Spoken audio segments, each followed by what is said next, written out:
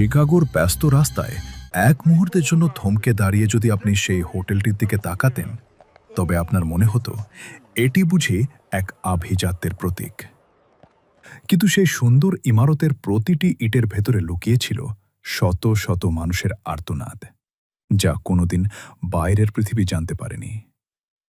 1893 সাল। গোটা বিশ্ব তখন শিকাগোর ওয়ার্ল্ডস ফেয়ার বা বিশ্বমেলার জাঁকজমক দেখতে মুখিয়েছিল। কিন্তু এই আলোকোজ্জ্বল উৎসবের ঠিক কয়েক ব্লক দূরেই দাঁড়িয়েছিল এক বিভীষিকা, যার নাম ছিল দ্য ক্যাসল।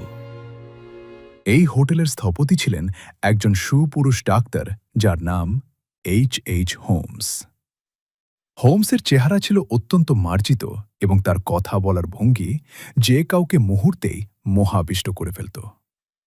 কিন্তু সেই হাসির আড়ালে লুকিয়েছিল এক সুচতুর এবং নিষ্ঠুর খুনি।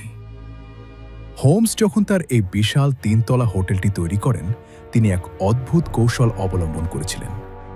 তিনি কখনোই একদল শ্রমিককে দিয়ে পুরো ভবনের কাজ শেষ করাতেন না। কিছুদিন পরপরই তিনি শ্রমিকদের ছাঁটাই করে নতুন লোক নিয়োগ দিতেন। এর ফলে এই ইমারতের আসল রহস্য বা গোলকধাঁধার মতো নকশাটি হোমস ছাড়া আর দ্বিতীয় কোনো মানুষ জানত না। তিনি চেয়েছিলেন এমন এক মরণ ফাঁদ তৈরি করতে, যেখানে একবার কেউ ঢুকলে আর কোনোদিন বের হতে পারবে না।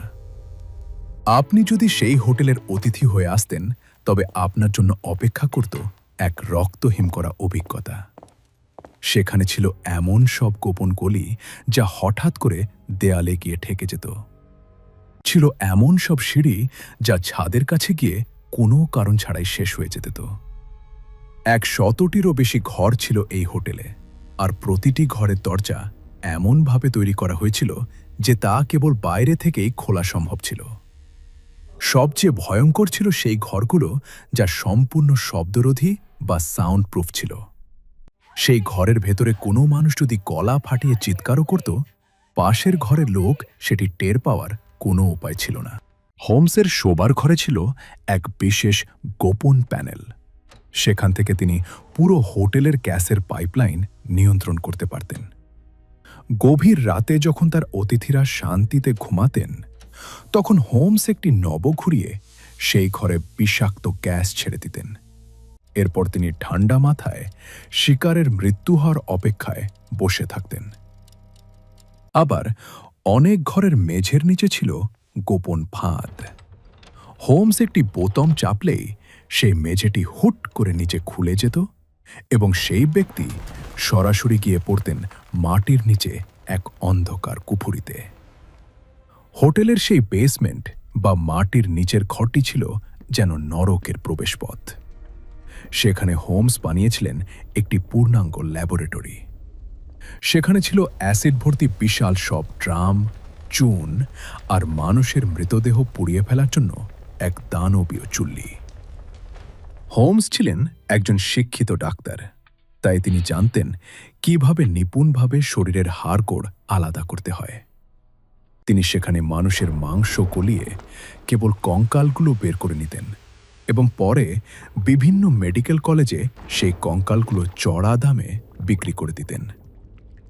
টাকা উপার্জনের জন্য তিনি যে কতটা নিষ্ঠুর হতে পারেন তা কল্পনা করাও দুষ্কর।